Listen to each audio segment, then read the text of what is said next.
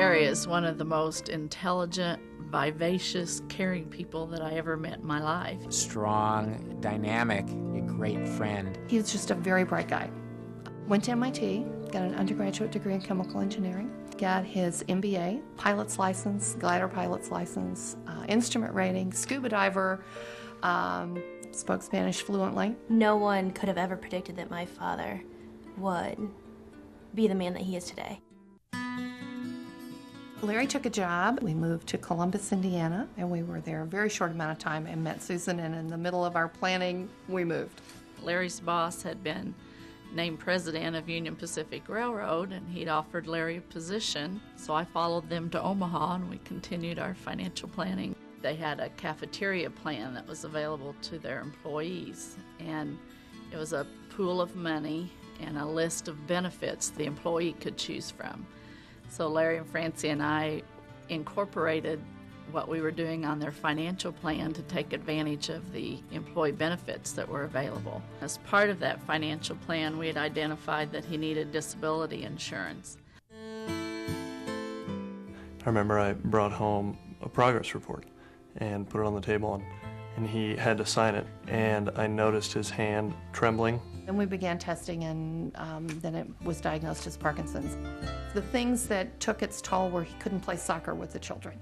He couldn't play catch with the children. He would throw, lose his balance, fall over. As he progressed, his tremor became more evident, and especially his speech pattern and the way that he used to carry himself and walk. About a year later, Larry and Francie took the children to the Grand Cayman Islands on vacation, and during that trip, Larry fell down a rather high flight of stairs and suffered brainstem injury. He clinically died there. And they revived him and then took him to Miami, and that was, I would say, that was sort of the beginning of a more rapid decline. He was diagnosed with multiple systems atrophy. Basically, all his major organs are just gradually shrinking and becoming less effective. The family was told then that Larry would continue to deteriorate. So it was a time of a lot of anxiety, a lot of stress. How to pay for all these things wasn't a stress. Larry left them in a position that they could continue their life, and their worries were really how to get Larry the best care, how to keep the family together as a cohesive unit. For the last 4 years, Larry's lived at Quality Living Institute. There are no others like it. They're caring and concerned, and it's the right place for him to be. The fact that we've had the disability insurance has allowed us truly to live in the same style that we had always lived. When you're doing your financial planning and you're determining what type of product that you want to buy, you really have to give serious thought to what quality care do I want. Today, Larry is still Larry.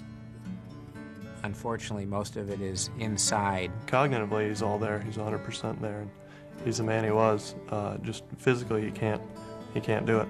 It's hard to see him because you know that when you look at him, I mean, he's just still so bright. He still gets all the jokes. He's fighting with everything he's got. It'd be easy to give up, you know. I don't know how he does it.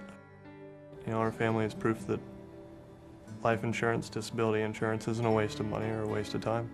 I don't know where we'd be without it.